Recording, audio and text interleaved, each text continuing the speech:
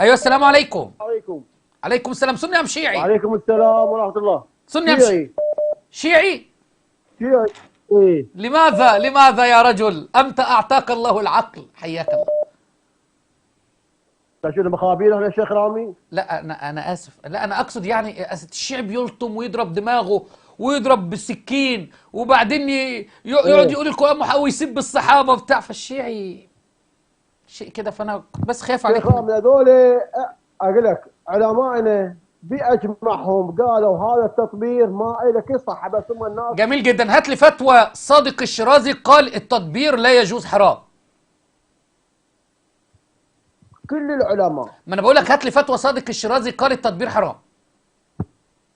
اقول لك كل العلماء. بلاش صادق الشيرازي، السيستاني اللي انت بتتبعه. اتحداك الان هات لي فتوى السيستاني قال لهم لا يجوز التطبير ولا التطيين ولا الضرب بالزناجيل. اسمع، سماحة السيد السيستاني قال سألوا اللي قبلهم قالوا له فلا تسألون بعد. انا ما اعطيك في ساعة فتاوي. ابو الحسن الاصفهاني قال هاي الاجت احنا ما عندنا كل علم بيها. انا معك ان انت كويس انك بتتبرأ من هؤلاء المبتدعه اللطامه المطبراتيه الزحافه، وانك ترى ده مبتدع، لكن لا تقول كل علماء الشيعة قالوا ذلك. فالسيستاني لم يفتي بذلك، اسحاق فيات لم يفتي بذلك، بشير النجفي لم يفتي بذلك، محمد سعيد حكيم الطبطبائي لم يفتي بذلك، الاربعه ومنهم واحد هلك، الاربعه الغير عرب اللي ماسكين المرجعيه في العراق لم يفتي احد منهم بذلك، وصادق الشيرازي لم يفتي بذلك. صوتي انا واطي؟ شيخ رامي اي دقيقتين منك ودقيقتين انت حتى نتكلم يعني حتى يصير الحوار حلو، فعلا مو صحيح. طيب الاخوه اللي بيقولوا كيف نتصل على رامي، الاتصال واتساب، الواتساب فقط. اتفضل يا حبيبي. احنا اول ما نجي هي شوف على الراجل ده الرسول الاكرم صلى الله عليه واله وسلم. اللهم صل على محمد وآل محمد. على محمد وآل محمد.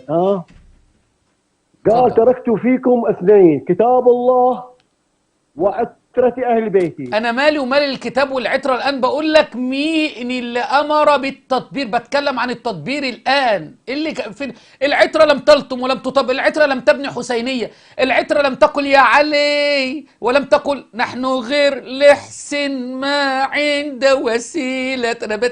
العترة ما عملتش اللي انتوا بتعملوه ده. العترة ما كانتش تلبس السواد وتمشي تفعل كما تفعلوه. العترة لم تجمع الصلوات، العترة لم تسجد على التربة القربلائية. يا سماحة الشيخ، العترة انتوا مالكمش دعوه بالعترة. انا بحبك، انت راجل محترم ما شاء الله واتشرف بيك، لكن العترة ما بعيد عن التشيع خالص.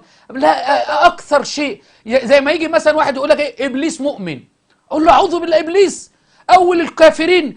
برضه ما واحد يجي يقول لك رافضي يقول لك نحن نتمسك بالعترة، هذا بالظبط كواحد ابليس مؤمن. لا بلاش العترة بالله، اتكلم عن المراجع. يعني انا معاك ان انتوا بتتمسكوا بالمراجع لكن العترة لا العترة لا، لان انا احب العترة، فبلاش العترة. اتفضل. شيخ رامي انت تتكلم عن المرجعيه لو على اهل البيت سلام الله عليهم. اهل البيت يعني الرافضه الاثني عشر ما لهمش دعوه باهل البيت خالص، يعني احنا دافنينه سوا. يعني اهل البيت خليهم في جنب، اهل البيت خليهم على اليمين كده. خلي بقى المرجعيه ودعاة ابواب جهنم دول اللي هم دعاة على ابواب جهنم وما شابه ذلك، خليهم هؤلاء ماشي، لكن انتم بعيد عن اهل البيت خالص. خلينا نتكلم عن المراجع. الله يكرمك. انتم على المراجع ماشي، نحكي على المرجعيه مالتكم ونحكي على المرجعيه هو الصحيح ولا هو الخطا. أنا ما عندناش مرجعية، احنا عندنا المرجعية القرآن وسنة النبي صلى الله عليه وسلم. واللي بيجي ما فيش حكم يحاول ان هو يأتي بحكم في مسألة مستحدثة بيرجع عندنا للقرآن والسنة. أنا بسألك بقى مين اللي حط لكم اللطم والتطبير وهذه الشعائر في العراق الآن؟ عشان تحكي على المذهب مالتي على المذهب. أنت بتقلد مين يا شيخ؟ جعفري لو نحكي على مذهبكم. لا لا، أقلد سماحة السيد السيستاني الله يحفظه. طيب جميل جدا. هل قابلت السيستاني؟ لسبب الوضع الامن ما اقدر الحق، يعني اللي شو اسمه مو هناك الوضع الامن عنده كلش تعبان. ايه ده يعني السيستاني مخلي البلد تعبانه؟ لا الوضع الامن تعبان. طب هو ماله الوضع الامن؟ نكشف عليه ان شاء الله. بس انا مالي ومال الوضع الامن؟ بقول لك زرت السيستاني، السيستاني اهو وانت شيعي موالي. مو مو احنا بغير محافظه، يعني هو يعني ايه بغير محافظه؟ انت ساكن في كوكب المريخ، ده ما بينك وما بين السيستاني ممكن ساعتين يا حج، بس ليه ما زرتش السيستاني؟ مو اسمعني يا شيخ رامي، مو اكو وقت الى الزياره، الى وقت، مو كل وقت. يا عم شوف وقت الزياره وروح زوره، ليش ما زرته؟ طب تعرف حد زار السيستاني؟ ايه ما رحتش معاه ليه؟ زاره. ما رحتش معاه ليه؟ قول له يا عم ما تاخدني معاك ازور السيستاني. مو هو بيتكلم زينا، عنده ودانين، يعني عنده ودان كده ودان كده زينا. نفسي اشوفه، نفسي اجلس معه. حتى في الفيديوهات ما بشوفوش في التلفزيون. وقلت طب الراديو يمكن يطلع صوته في الراديو، لا بيطلع لا راديو ولا تلفزيون. يمكن مستني في حاجه جديده مستحدثه تخرج بخلاف الراديو والتلفزيون، ممكن يخرج فيها. احنا شريد منه، احنا شريد من سماحه السيد الثاني، احنا ما عندنا مثلا نريد ما هو الامام غائب، الامام غاب وسابنا للمراجع، ونيجي نمسك المراجع يقول لك لا المرجع برضه مش موجود. ايه يا عم؟ لا امام موجود ولا المرجع موجود. يا معود يا معود، نبغي نجلس معه. ليش ما بيخرج يصلي مع الناس في الجمعه والجماعات؟ غدا الجمعه ليش ما يروح يصلي معهم الجمعه؟ صلاه الجمعه. انت لما اخش المسجد كده، الله العظيم يا جدع، اخش المسجد الاقي واحد عامل كده، اقول له مين ده؟ انتوا جبتوا ابو الهول من عندنا من مصر ولا ايه؟ يقول لك لا لا يا معود ده السيد السيستاني. ايه يا عم انتوا محنطينه ولا ايه؟ احنا عندنا ابو الهول كده برضه، بنطلع برضه توابيت عندنا من الفراعنه وخوف وخفرع ومنقرع. ده انت لو جيت يا سيستاني هيجي لنا شويه زيارات. اي سيستاني تنشيط للسياحه يعني اروح بقى الجمعه ليه ما بيطلعش يصلي الجمعه؟ حتى لو هيقعد الجلسه اللي بيجلسها مع بابا الفاتيكان دي، ليش ما بيصلي الجمعه؟ شيخ الشيخ رامي حقيقة. تعطي مجال احكي له بس الحكي له. تتدلل على خشمي يا بعد قلبي يا ورده انت. هي يا متى قام؟ هسه احنا اذا تتحجج علينا على سيد الثاني ليش ما قام الجمعه؟ يا هو من العلماء كثير يصلي جمعه، من العلماء الكبار. مين من العلماء الكبار اللي بيصلي جمعه؟ اي من يصلي الجمعه؟ كل علماء اهل السنه والجماعه القادرين بيصلوا جمعه، لكن سيستاني لا جمعه ولا جماعات. احنا عندنا وما يتخلف عنها الا منافق معلوم النفاق، اللي هي صلاه الجماعه، كما قال ابن مسعود كان ياتي بالرجل يتمايل بين الرجلين من المرض علشان يقف في صلاه الجماعه. لكن سيستاني لا جمعه ولا جماعه. يا رجال ده الامام علي كان بيمشي في ازقه النجف، كان بيمشي في طرق النجف وفي اسواق النجف، وكان يصلي في النجف. والسيستاني في النجف الان لا يريد ان يخرج من جحره. ايه يا عمي ليش لا يريد أن يخرج من جحره؟ النبي صلى الله عليه وسلم ما لهذا الرسول يأكل الطعام ويمشي في الأسواق. النبي كان يمشي في الأسواق يدعوهم. النبي محمد صلى الله عليه وسلم السيستاني لا في الأسواق ولا في المولات ولا في البارات، ولا قاعد قابع في سرداب. طبعا البارات يذهب للدعوة، لكن قاعد قابع في هذا البيت الذي يجلس فيه. وكل 5 سنين 7 سنين يجيبوا له صورة. ايه يا عم ابو الهول؟ تكلم بقى يا سيستاني. ليه ما بيعملش برامج صوتيه او اي حاجه صوتيه او فيديوهات؟ حياك الله. شيخ رامي كملي تتدلل يا بعد قلبي. رحم الله والدي يا بعد قلبي. الله يعزك يا شيخ رامي يا ابو فاطمه. على راسي تتدلل يا بعد قلبي.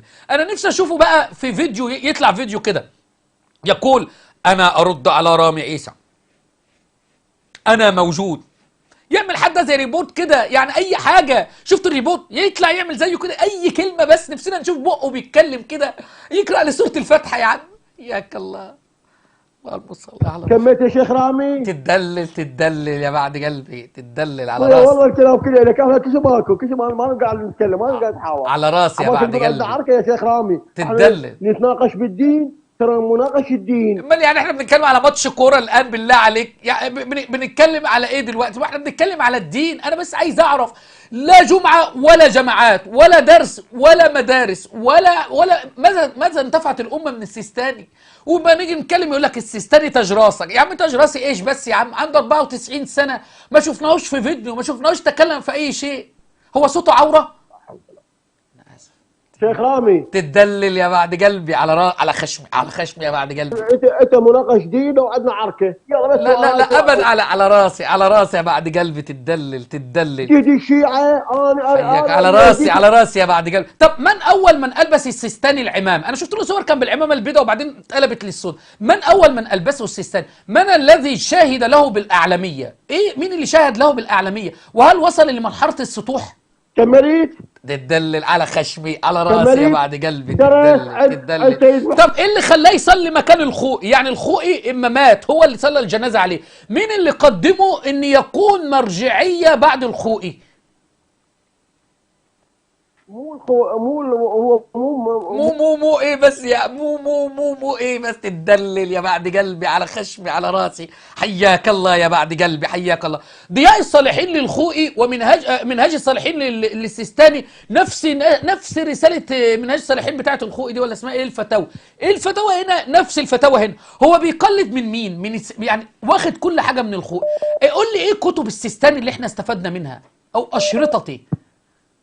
يا الله، اللهم صل على كمل شيخ رامي بعد دلل يا بعد قلبي على راسي على خشمي يا بعد قلبي. قول لي ما هي كتب السيستاني في علم الاصول؟ لان كتاب الراصد اللي ليه واحد من تلامذه المرجع اليعقوبي طلع له طوام فيه وقال الكتاب مش ليه اصلا، مش عارف كان واحد كتبه والسيستاني قال له خليه باسمي. انت ايش رايك في كتاب الراصد في علم الاصول للسيستاني؟ اللهم اعد سؤالك شنو والله ما سمعت عادل. كتاب الراصد في علم الاصول للسيستاني، هذا الكتاب في علم الاصول طلع منه طوام، واحد تلامذه اليعقوبي طلع له طوام. فانت ايش رايك فيما فعله اليعقوبي مو حتى تلاميذ اليعقوبي، شيخ اليعقوبي مش اليعقوبي، تلميذ اليعقوبي كمان اللي طلع نواتر طوام للسيستاني. انت قول لي ايه هي كتب العقيده التي استفدت منها من السيستاني؟ لان انا عندي اسئله في حول كتب العقيده وكتب الاصول عند السيستاني.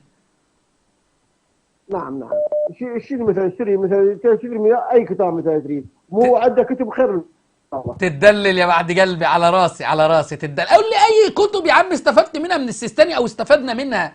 السيستاني عقر دمي، عقر دمي، ما استفدناش منه بشيء. وكل ما يكلمك يقول لك المرجع الاعلى واعلى مرجع الان، وين اموال الخمس اللي بتروح للسيستاني؟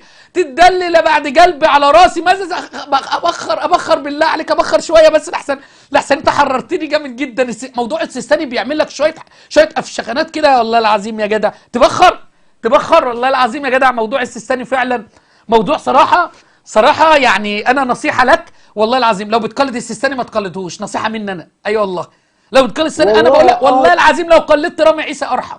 الله العظيم يا جدع لو قلدت رامي عيسى ارحم من السيستاني. دقيقة انا لو ادرك لو تقلد سيد السادس تدخل الجنة. افا والله السيستاني اقرب طريق لجهنم يا رجال. ليش؟ لان قول لي انت استفدت منه ايه؟ قول لي ماذا استفدت من السيستاني علميا الفتن بقى. اللي بالعراق ياهو طفاها، الفتن اللي بالعراق ياهو طفاها.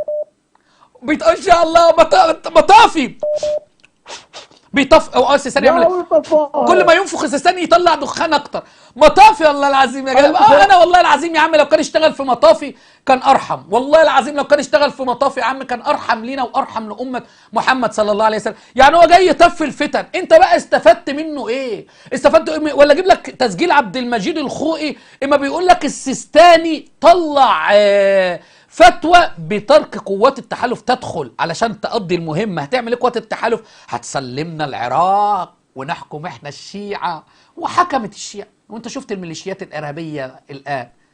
حجي انا اقول لك السيستاني عبارة عن صنم ومرجعية صنمية.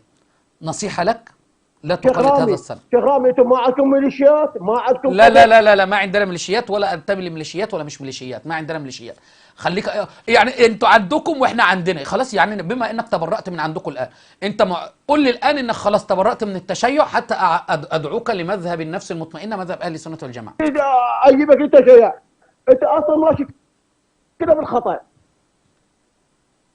انت ماشيين بالخطا يا شيخ رامي. الو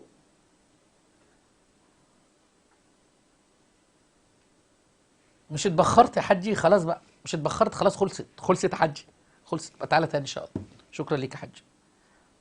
للاسف كل من يقلد السيستاني ما عنده دليل، كل من يقلد السيستاني ما عنده بينه. ماذا استفادت الامه من السيستاني؟ لا جمعه ولا جماعات ولا خطب ولا دروس ولا محاضرات، لا كتب ولا حتى المؤلفات الموجوده في موقعه. بعضهم خرج وقال ليست، لا يا عم يطلع يتكلم ما عندوش بق، كل عامل كده. اسال الله ان يهديك يا رب، وان ياخذ بيدك الحق، وان تترك تقليد مرجعيه السيستاني. ايوه السلام عليكم. وعليكم السلام. أبو جعفر معكم، شيعي، حابب أتحاور مع الشيخ. ابو جعفر، انت ابو جعفر الشيخ ابو جعفر اللي جالس في المانيا؟ أنا مش شيخ، لا أنا إنسان عادي ما شيخ. بس جالس في المانيا، احب تواضعكم، صح؟ أنا بألمانيا بس، لا حياك والله الله. أنا ما شيخ، أنا إنسان عادي أقل من عادي. ما شاء الله عليك حاجه جميل. حياك الله يا ابو جعفر. اتفضل يا ابو جعفر. تحب تدعونا للتشيع؟ بس حاول تسكر بس بقى ابو جعفر واسمعني من الهاتف. أي اتفضل. شيخنا، أنا عندي سؤال لحضرتك. تفضل. عن الثوب، والله مفصله في مصمم ثوب في الرياض، كان عن التصميم. لا أنا عندي سؤال حياك إنه الله. اتفضل.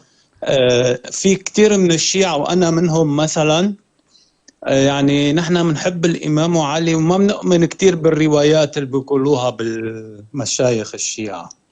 يعني نحن نقرأ بالقرآن عادي وما بنقول علي إله وكذا وكل شيء، وحتى ما بنآمن بكل الروايات، بس نحن بنفضل الإمام علي عن غير الصحابة. نعتبر كمان إنه السيدة فاطمة ظلمت من الصحابة. شو نحن برأيك، يعني نحن مسلمين موحدين ولا لا؟ اولا لو انت بتعتقد بما انت تقوله ده فانت مسلم، ولكن مسلم مبتدع، خرجت من دائرة الشرك. بما انك لا ترى ان علي خالق رازق محيي مميت، ولا ترى بتحريف القرآن، ولا تنادي على علي ولا الحسين وتطلب من الله تبارك وتعالى، فانت خرجت من دائرة الشرك. ولكن انت في دائرة البدعة، فانت رجل مبتدع. فتحب ابين لك بدعتك في ايش؟ تفضل. انت اسمك ابو يوسف صح؟ لا والله شيخ، أنا أبو جعفر. ابو جعفر، انا اسف والله نسيت. ابو جعفر، انت كم عمرك؟ أنا أبو جعفر بالصراحة سيدنا، أنا صراحة كبير بالعمر، 56. على راسي على راسي يا حاج ابو جعفر. حبيب القلب. انا اسف لو كان اسلوبي انا، بس انا من باب الطرفه والمزاح، حتى اني لا تمل ولا نمل، فانا اتكلم بمزاح وليس انتقاصا لك والله. لا ما في مشكلة، ما حياك في الله. مشكلة، أنا بحب فكاهتك الله يسعدك. وبحب تابعك. الله يسعدك. احنا ايضا يعني انا ما بتكلم، عندنا النبي صلى الله عليه وسلم امرنا باحترام الكبير. حياك الله يا شيخ يا حاج ابو جعفر. وان شاء الله انا جاي المانيا قريبا باذن الله، باذن الله يعني، فان شاء الله لعلي ازورك. والله يشرفنا نلتقي فيك.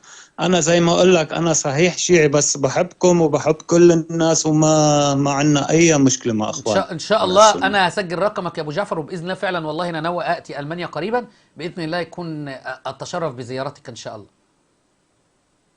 إن شاء الله. وناكل انا وانت جمبري. تشرفنا بس الجمبري شيخنا. عندكم حرام أنا يا بقول ابو لك جعفر. شيخنا ومولانا والله شوف مولانا، يعني أنا عندي نظرية إنه بقول دائما اللهم أرنا الحق حقا آمين يا رب. لنهتدي به، والباطل باطلا لنتجنبه. بصراحة أنا صارني زمان كتير في ألمانيا، ولغتي العربية حتى يعني عندي شوي مشاكل بالهذا، وحتى قراءة القرآن عندي صعوبة يعني، أما باللغة العربية الفصحى صراحة. لا ان شاء الله انا ممكن باذن الله اكون سبب، واخصص لك شخص ويبدا معك في تعليم القران ببساطه وسلاسه باذن الله تبارك وتعالى، ومجانا لا نحتاج شيء، يعني هذا لله سبحانه وتعالى. حياك الله يخليك. شوف يا حاج ابو جعفر، الله يسعدك يا رب. اولا ان انا عندي الان محل ماشي، وجبت منه محل فاكهه، جبت منه تفاحه. فببص التفاحه هذه وجدت نصف التفاحه فاسد، وفي دود، والتفاحة وجدتها فاسدة عندي، بس فيها جزء الله أعلم هذا الجزء فاسد ولا مو فاسد. هل أضحي وأكل هذا النصف اللي هو مش فاسد، ولا هنرميها خوفا إن ممكن تؤثر عليا لأني ظهر لي في النصف الثاني إن هو فاسد؟ ترميها ولا تاكل منها صراحة؟ برميها أحسن. صراحة، يعني أنا بخاف من أيوة، أكل هخاف. فيها عدوى. الله عليك. أنت الآن اعترفت يا حاج أبو جعفر إن في كتب الشيعة روايات كثيرة تقول لعلي بن أبي طالب إنه خلق السماوات والأرض، وإن علي رب الكون، وأنا رافع إدريس مكانا عليا، ومنطق عيسى في المهد صبية، وإن علي بن أبي طالب يفعل هذه الأشياء، وروايات كثيرة أكثر من 2000 رواية تقول بتحريف القرآن، كما يقول محمد بكر المجلسي. ونعمة الله الجزائري في الأنوار النعمانية يقول بتواتر القول بتحريف القرآن، يعني روايات كثيرة جدا تقول بتحريف القرآن، روايات كثيرة. فأنت قلت إنك بترفض كل هذا، صح؟ وقلبك لا يقبل بذلك. صح. ما هذه هي التفاحة يا عم أبو جعفر، التفاحة اللي هي كتب الشيعة. ظهر لك في نصفها طوام شركيات وغلو ولطم وتطبير وسب ولعن وقصف وأشياء لا تقبل. طب ليه أضحي وآخد النص التاني ده؟ يمكن هذه علامة من الله تبارك وتعالى أنك وصلت لنصف الطريق الآن. أنت الآن وصلت لنصف طريق الحق بترك كل هذا الغلو وكل هذه الأشياء تركتها، فأنت اقتربت من وصول الحق. فنصف هذه هي نفس هذه الكتب تقول لك إن فاطمة قتلها عمر ومدد غضبان على الصحابة واغتصبوا حقها وقتلوا الإمام علي وظلموا آل البيت وعلي بن أبي طالب أفضل. نفس هذه الكتب. طب لماذا نغامر بما إنك ترمي التفاحة؟ لماذا نغامر في ذلك عم أبو جعفر؟ خلينا أسألك سؤال ويكون واضح لي وليك. هو أنا لو مت عم أبو جعفر الله يسألني في قبري من ظلم الزهراء؟ لا، ما بيسألني، بس بيسألني إنه مثلا أنت كان مفروض ما تتبع الظالم، تقف مع المظلوم. كل إنسان يعني الله طالب منه إنه يقف مع المظلوم. لا، الكلام ده خطأ يا عم أبو حتى جعفر. لو في قلبه. الكلام ده خطأ. هقول لك حاجة. دلوقتي أنا أتى رجل ظلمني، هل أنا هسأل في قبري لماذا لم تقف مع رامي عيسى؟ لا يا عم أبو جعفر، أنا أسأل عن ربي وديني ونبيي. أنا وقفوهم إنهم مسؤولون، سنقف بين يدي الله تبارك وتعالى. لن يسألني عن أبي بكر ولا عن الزهراء ولا عن عمر ولا عن عائشة ولا عن عثمان ولا عن الحسين. لن أسأل في قبر من قتل الحسين، ولن أسأل من قتل الزهراء، مع أن الزهراء لم تقتل، ومع أن أكذوبة كسر الضلع وأنهم ضربوها وهجموا على دارها لم تقبل. ثانيا، إن كنت تقصد أنهم ظلموا الزهراء في أنهم أخذوا أرض فدك منها، يا عم حساب الزهراء وأبو بكر عند الله تبارك وتعالى. أنا إيش دخلني؟ مع أن الرواية في كتاب الكافي لمحمد بن يعقوب الكليني في كتاب الكافي تقول بأن الزهراء بأنه نحن معاشر الأنبياء لا نورث ما تركناه صدقة، موجودة في البخاري وموجودة في الكافي أن الأنبياء لا يورثون. وصحح المجلسي في مرآة العقول إن الأنبياء لا يورثون، وذكر الخميني في الحكومة الإسلامية.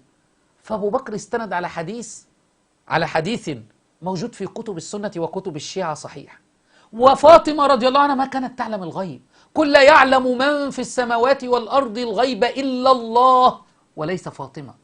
فأنا أقول لك عم أبو جعفر، والله نصيحة من ابنك أو من أخيك الأصغر، أنت وصلت ما شاء الله لنصف المسافة، باقي لك قليل، حاول أن تبحث أكثر، وأسأل الله أن يأخذ بيدي ويدك إلى الحق إن شاء الله. إن شاء الله. أتشرف حاج أبو جعفر، هذا رقمي، ابعت لي رسالة الآن قول لي أنا أبو جعفر، ارسل لي رسالة الآن حتى أرسل لك رقمي الخاص. أتشرف في أي وقت تتصل علي ليل نهار وتسألني في أي وقت، تحت أمرك. تسلم. أنا بس بدي أقول لك كمان شغلي. فضل.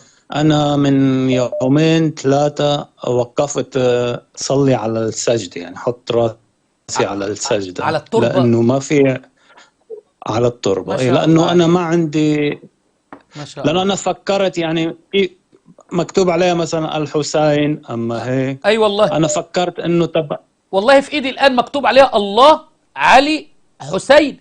ودي بتتحط تحت قدم الشيعي ويسجد، وممكن تحت قدمه تيجي عليها ومكتوب عليها الله. وتاني حاجه ما شاء الله انت رجل عاقل عم ابو جعفر، لان النبي لم يسجد عليها، الامام علي لم يسجد عليها، الامام الحسين لم يسجد عليها، الامام الحسن، الامام البكر الصادق الجواد، ما في احد. التربه هذه بقى لها حوالي 200 وشويه سنه. القرقي عالم شيعي من 220 سنه ولا حاجه، هو اول من عمل التربه المطبوخه هكذا، اللي هو القرص اللي في يدي هذا. اول من سوى هذا القرص هو عالم شيعي اسمه القرقي. فانت جزاك الله خيرا انك توقفت عن ذلك عم ابو جعفر. تسمعني؟ ايه اسمعك عم ابو جعفر طبعاً. انا بدي اتفضل. اسمعك شيخنا. انا عندي سؤال، انه عند الشيعة في احاديث تثبت انه لازم يصلي الواحد على التربة؟ احسنت. ما في احاديث بذلك. ما في احاديث بذلك. ما في اي. على شو اعتمدوا الشيعة العلماء الشيعة؟ ما هذا الكركري ما بعرف شو اسمه. الكركري ده كان كركر كثيرة. اللي اعتمدوا زي الروايات اللي انا عرضتها لك الان، ان علي بن ابي طالب جعل الارض مهادا وبنى فوقنا 7 شدادا. انت تعرف نوح عليه السلام لماذا سمي نبي الله نوح بنوح؟ لا صراحة لا. في ايدي كتاب علل الشرائع للصدوق، عالم من كبار علماء الشيعة، يذكر في ذلك أن نوح عليه السلام سمي بنوح لأنه كان ينوح على أبي عبد الله الحسين. كان بيقعد ينوح ويبكي على الحسين وينوح. استغفر الله. هو الحسين كان مولود أيام سيدنا نوح عليه السلام. فنفس هذه الروايات، والكتاب في ايدي علل الشرائع للصدوق. اي هم عند بعض العلماء الشيعة يعني بقول لك هم الائمه كانوا مولودين قبل ما يخلق الكون يعني. فين هذا في القرآن يا عم ابو جعفر؟ وين هذا في القرآن؟ كله هن هيك بيقولوا والله كل هذا غلو. بيقول لك في روايه معايا في كتاب الانوار النعمانيه. لا ثواني بالله عليك اطلعها لك. الروايه في كتاب الانوار النعمانيه، مش عارف راح فين كتاب الانوار النعمانيه. ما شفتش كتاب الانوار النعمانيه النهارده يا عم ابو جعفر؟ والله العظيم يا جدع مش عارف. لا والله ما شفته. والله يمكن الله المستعان. الروايه بتقول لك ايه يا عم ابو جعفر؟ بتقول لك ان الامام الحسين ان انا كنت هقول نسيت يا عم ابو جعفر. كنا بنتكلم في ايه؟ كنا بنتكلم انه علماء الشيعة بعضهم بيقول انه الائمه كانوا مخلوقين قبل الكون يعني. والله افتكرت يا عم ابو جعفر. بيقول لك ايه بقى يا عم ابو جعفر بقى؟ بيقول لك في الانوار النعمانيه لنعمه الله الجزائري، بيقول لك ان سيدنا علي عليه السلام في يوم من الايام دخل على الامام، دخل النبي صلى الله عليه وسلم النبي وهو جالس اهو. ثواني بس انا عندي نسختين من الانوار النعمانيه، اجيب لك نسخه يا عم ابو جعفر؟ تفضل اذا بتتفضل علينا. حياك الله يا عم ابو جعفر. انت عامل ايه؟ مش تطمنا عليك؟ ما بتجيش ليه؟ مش انت حاطط صوره ورده يا حاج ابو جعفر صح؟ اي والله وانت عطرها. انا عايش في المانيا. انت عطرها يا تسلم حاج تسلم. عندي روايه تسلم الله يخليك. من فضلك حبيبي، من ذوقك هي انت اللي زوج يا عم ابو جعفر. ان شاء الله نجيكم المانيا. وانا اهلا وسهلا حبيب قلبي تتفضل. بيتك موجود. بيتك. الله يسعدك. بيقول لك ايه بقى يا حاج ابو جعفر؟ بيقول لك ان الامام علي روى الصدوق بسنده إن الامام علي سلام الله عليه في يوم من الايام دخل على النبي صلى الله عليه وسلم. دخل الاول جبرائيل دخل على النبي صلى الله عليه وسلم. فما دخل جبرائيل على النبي صلى الله عليه وسلم قال له، فلقى علي جالس عنده. فما لقى علي جالس عنده جبرائيل قاعد ينكمش هكذا الى ان جبرائيل جسمه صغر قاعد يصغر. فالنبي شاف جبرائيل قال له يا جبرائيل ايه اللي بيحصل لك ده يا جبرائيل؟ قال له يا رسول الله مين اللي عندك ده؟ قال له ماله يا جبرائيل؟ ده علي، انت تعرفه؟ قال له قام موطي عايز يبوس ايد علي، يقبل ايد علي بدقبته. قال له لا يا جبرائيل عملت كده يا جبرائيل؟ قال له يا رسول الله انا في يوم من الايام اول ما ربنا خلقني قال لي من أنت ومن أنا، فلم أستطع أن أجيب على الله. أنا مين؟ أنا مش عارف. وده مين؟ أنا مش عارف ربنا. جبرائيل ما كانش عارف ربنا. فإذا بهذا الشاب الذي عندك خرج وقال لي يا جبرائيل قل أنا العبد الذليل جبرائيل وأنت الرب الجليل، صلوات حيدرية. فقال جبرائيل أنا العبد الذليل وأنت الرب الجليل، وبذلك سمي جبرائيل ببركة الإمام سلام الله عليه. بالله عليك في حد والمشكلة اللي قايل الرواية دي اسمه رئيس علماء الشيعة، يلقب برئيس العالم العامل والكامل البذل صدر الحكماء ورئيس العلماء السيد نعمة الله الجزائري. يعني بالله عليك يا عم أبو جعفر، لهذه الدرجة في عقول بتصدق مثل هذا؟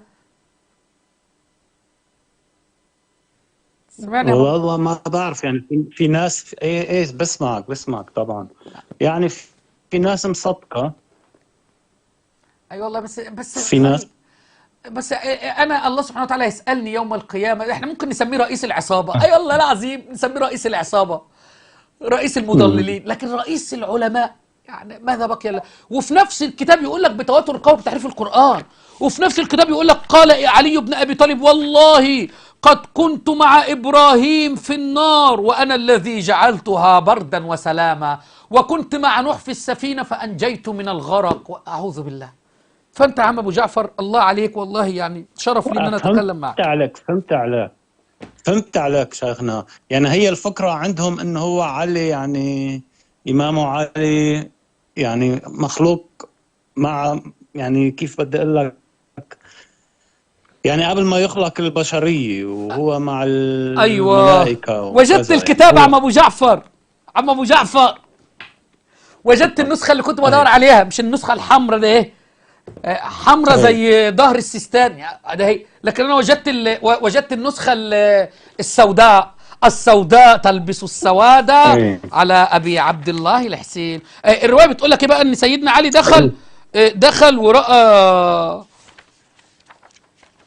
والله قد كنت مع إبراهيم في النار وأنا الذي جعلتها بردا وسلاما، وكنت مع نوح في السفينة فأنجيت من الغرق، وكنت مع كذا كذا إلى أن قال الرواية دي. في رواية تانية بيقول لك بقى وفي الروايات الخاصة، هذه للخواص بس أبو علي أبو جعفر، وفي الروايات الخاصة أن النبي صلى الله عليه وسلم كان جالسا ومعه رجل من الجن. في رجل من الجن جه جلس مع النبي صلى الله عليه وسلم يسأله عن أشياء عن أحكام الدين. فالراجل الجن دوت دخل وقاعد مع النبي صلى الله عليه وسلم وقاعد يسأله ويسأله بقى حاجات عن الدين وبتاع وكده. فدخل علي بن أبي طالب، دخل علي بن أبي طالب فتصاغر ذلك الجن بقى كان نافخ نفسه بقى عند النبي صلى الله عليه وسلم، انا جن بقى محدش قدي، تحب اطير لك دلوقتي اطلع لك من مكة لمصر ومن مصر للجزائر ومن تونس للمغرب في ثانية. فأول ما دخل علي قاعد يصغر الجن، يتصاغر فتصاغر ذلك الجني خوفا حتى صار مثل العصفور، فصار بعد ما كان جن كبير قد الجبل بقى شبه العصفور وقعد يتصاغر اول ما شاف امير المؤمنين علي بن ابي طالب. هذه روايه في المجلد الاول من الانوار النعمانيه لنعمه الله الجزائري في المجلد الاول صفحه 42. فتصاغر فقال يا رسول الله اجرني من هذا الشاب. قعد يصغر لحد ما بقى عصفور وراح يستخبى ورا ظهر النبي عليه الصلاه والسلام ويقول له يا رسول الله اجرني من هذا الشاب. الامام علي بقى داخل لامير المؤمنين يعصم الدين. فالمهم فقال يا رسول الله اجرني من هذا الشاب. فقال النبي صلى الله عليه واله ولما تخافه؟ لا تعالى بقى لازم تعرف انت ليش خايف من هذا الشاب. كان الامام علي لسه بقى في عنفوان الشباب. فقال له النبي ولما تخافه؟ فقال لأني تمردت على سليمان بن داود وسلقت البحر. بيقول الجن ده سليمان بن داود قال له ايه يعملون لهم محاريب وتماثيل وجفان كالجو. قال له اعمل لي جفان، اعمل لي تماثيل، اعمل. فقال له لا يا سليمان، وقام واخد بعضه عليه السلام واخذ بعضه وجري وقام رايح في البحر. فما جري سيدنا سليمان بقى هعمل ايه في الجن اللي جري ده، انا عايزه دلوقتي. قال تمردت على سليمان بن داود وسلقت البحار. يطلع من بحر يخش بحر ويدخل في بطن الحوت ويطلع من ظهر السيستاني ويمشي هنا وهنا. وسلقت البحار فأرسل إلي جماعة من الجن والشياطين فلم يقدروا علي، لأن الجن دوت بقى كان جن كبير. فبيقول له فأرسل إلي سليمان جماعة من الجن والشياطين فلم يقدروا علي وأتاني هذا الشاب أمير المؤمنين يعصو بالدين وبيده حربة، كان ماسك حربة طويلة بقى، شفت الحربة اللي في إيدي دي بس كانت أضخم من دي شوية، شفت دي بص كده بقى، بس الإمام علي كان ماسك حربة بقى قوية. فأتاني أمير المؤمنين وفي يده حربة، أتاني أمير المؤمنين وفي يده حربة فلم يقدروا عليه، وأتاني هذا الشاب وبيدي حربة فضربني بها على كتفي بوم بوم بوم بوم. المهم ضرب امير المؤمنين، قام ماسك الحربة بقى فضربني بها على كتفي، والى الان اثر جراحته في كتفي يا رسول الله صلوات حيدرية. فقال له النبي صلى الله عليه وسلم، شو سند حديثه؟ هقول لك اهو. فقال له النبي صلى الله عليه وسلم ادنوا من علي تطب جراحك وتؤمن به وتكون من شيعته. فاقترب من أمير المؤمنين وأصبح شيعي موالي يحب آل البيت. وهذا في كتاب رئيس علماء الشيعة الأنوار النعمانية، وهذا أيضا موجود في خطبة البيان المنقولة عنه في كتاب 52 في كتاب الأنوار النعمانية. شو سنده؟ سنة بقول لك رئيس علماء الشيعة اللي قايله هذا من كلام رئيس علماء الشيعة، قال من الروايات الخاصة يعني هذا الكلام. خطبة البيان من الخطب التي لا ينقض ركون اللي تعرف سنة ولا شوية ديت فين، وخطبة البيان منقول عنه عليه السلام تبين هذا كله، بس دي مش موجودة في خطبة البيان الجزء ده، علشان الشيعي هيرجع لخطبة البيان. وهنا المحقق بيقول لك اللي هو محمد علي قادم الطبائي خطبة البيان فيها بعض الأشياء الضعيفة، دي مش في نفس القصة، مش في خطبة البيان، هذه رواية خاصة قال نعمة الله الجزائري عنها. وفي الروايات الخاصة والروايات الخاصة عن أبي عبد الله عليه السلام. في حد يصدق الكلام ده؟ بالله عليك يا عم ابو جعفر، في حد يصدق؟ ريجي نشف بس هشرب شويه ميه. اتفضل يا عم. اشرب تفضل. صحة بالصحة. أنا قلت لك ببادئ الحديث شيخنا إنه نحن كثير من الشيعة ما نؤمن بكل هذه الأحاديث. أنا أعرف إن كثير من الشيعة وبالأخص اللي هم في أوروبا أو الأطباء والمهندسين أو الشيعة العقلاء يقول لك إيه يا عم ده إحنا بقينا مسخرة. لا أقصدك أنت يا عم أبو جعفر، ولا يقول لك إيه ده أهل السنة ما يحبوا يضحكوا يأتوا بمثل هذه الروايات. أنت عارف إحنا ما بنحب نضحك ونحب ندقدق كده ونضحك ونبتسم. حرام إن إحنا نشاهد مسلسلات وأفلام، بنروح نجيب مقاطع المعممين، أروح أجيب له معمم كده، أجيب له مقطع للفالي ولا حاجة، والمقاطع المعممين فيها مضحكة جامدة جدا. اتفضل اتفضل عم ابو جعفر، تسمعني؟ ايه اسمعك. هو صار في تقطع حديث بس اسمعك. ايه بس بدي اسالك شيخنا، يعني هذا احاديث، يعني انا ما عم قارن هلا، والله ما عم بعمل 1-0 اما هيك تحدي اما شيء لا سمح الله، بس حاول استفهام بس انا انه طب في احاديث بتقول انه سيدنا عمر انه كان يوبخ النبي، معقول هالحكي؟ وكان يعلمه، معقول هالحكي؟ ما هو النبي المعصوم. والله اتحدى علماء الشيعة عن بقرة ابيهم ياتوا بحديث في كلمة عمر وبخ النبي، اعوذ بالله، والله كذب. ما هم بيكذبوا يا عم ابو جعفر، اللي خلوهم يكذبوا على الجن، اللي خلوهم يكذبوا على النبي، بيكذبوا على الله ورب الكعبة، والله يكذبون على الله. يقول لك هذه الرواية نزلت في كتاب الكافي والنسقافي. كان عندي المجلد الأول، فين المجلد الأول تاني هنا؟ يقول لك إيه؟ إن أمير المؤمنين يعصوب الدين علي بن أبي طالب عليه السلام عن أبي جعفر عليه السلام قال والله هكذا نزلت الرواية اللي ومن يطع الله ورسوله في ولاية علي وولاية الآئمة، هكذا والله نزلت. فيكذبون على آل البيت، خلهم يكذبوا على آل البيت، مش هيكذبوا على النبي صلى الله عليه وسلم. أي أنا نفسي عم أبو جعفر، شكرا، آخر طلب أطلبه منك، ممكن؟ تفضل. أتمنى عم أبو جعفر، تفضل على راسك، تسلم راسك، فضل. أتمنى إنك حينما تتوضأ تغسل قدمك في الوضوء حتى تكون الصلاة صحيحة. أريد أن أرسل لك الوضوء الصحيح بعد البث وتنظر إليه، وضوء جميل جدا. حتى لو أنت لا تستطيع ترفع رجلك قدمك على الحوض، اغسل قدمك وأنت على الأرض في أي شيء. أرسل لك الوضوء الصحيح اللي بدليل القرآن والذي كان يتوضأه النبي صلى الله عليه وسلم وآل البيت. إن شاء الله. ماشي، توعدني يا عم أبو جعفر؟ إيه إن شاء الله. طيب ارسل لي رسالة الآن، رقم 1 أو أي شيء في الواتس عشان أرسل لك رقمي الخاص. إيه إن شاء الله. بس مولانا عندي سؤال، وأنا فعلا يعني ما عم حاول أسجل نقاط أما تحدي. اتفضل. بس استفهام، يمكن يفوت بمدخل سياسي. هلا ما بعرف، يمكن. لا على بس موضوع أنا عندي غزة، سؤال انه بسمع. على موضوع غزة يعني لا لا، مش موضوع غزة، اتفضل. بشكل عام، بشكل عام مثلا اللي صار بالعراق مثلا، من ناحية يعني من ناحية مثلا اخوان السنة انه بيعيبوا على الشيعة انه مثلا تعاملوا مع الامريكان في العراق. والله طبعا هالشيء غلط ونحن ضده.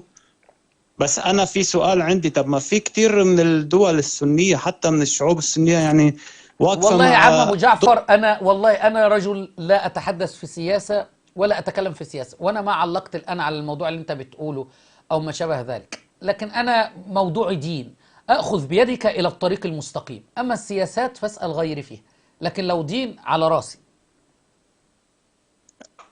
فهمت عليك، بس أنا قصدي إنه مش من أصول الدين نصرة المظلومين والمسلمين. نعم، ونسال الله ان ينصر المظلومين في كل زمان ومكان. عموما عم ابو جعفر كما اتفقنا هرسل لك رقمي الخاص، وهرسل لك الوضوء الصحيح، وباذن الله تبارك وتعالى هرسل لك الصلاه الصحيحه على رقمي الخاص، ونكون على تواصل دائم. ممكن؟ يعني فعلا هو بالنهاية مثل ما قلت حضرتك، يعني نحن نسأل عن صلاتنا احسن وديننا احسن. وأمور الأكبر مننا. ايوه رب يعني اللهم لا يحمل نفسه يعني أكثر ما استطاعت يعني، وكل واحد له ظروفه، بعرف يعني في. صدقت. جزاك الله إن شاء خيرا، الله. طب شكرا. اسال ان يوفقنا واياك، وان شاء الله يكون بيننا تواصل. عم ابو جعفر شكر بس الله. بدي عندي ملاحظة بعد، في عندي ملاحظة لحضرتك، لو يا ريت تقدر سريعا تقولها سريعا للأخوة تفضل. السنة هيك.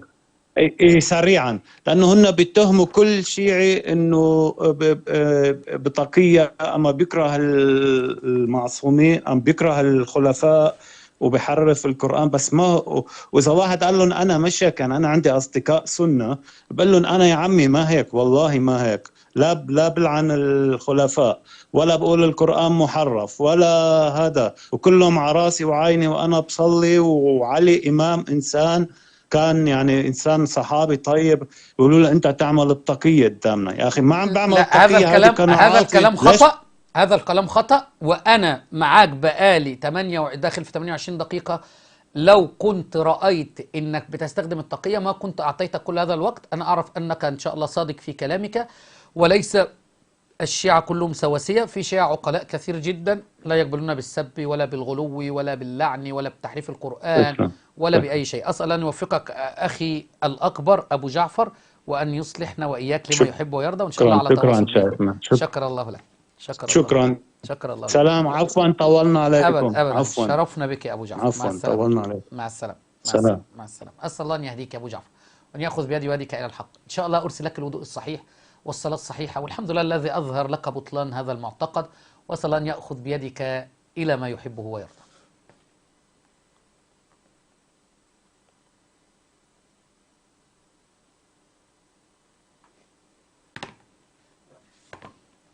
يعني أنا الآن في واحد اسمه أبو عائشة اتصل، ورقم مصر اتصل، وإحنا موقفين الاتصالات أهل السنة والجماعة.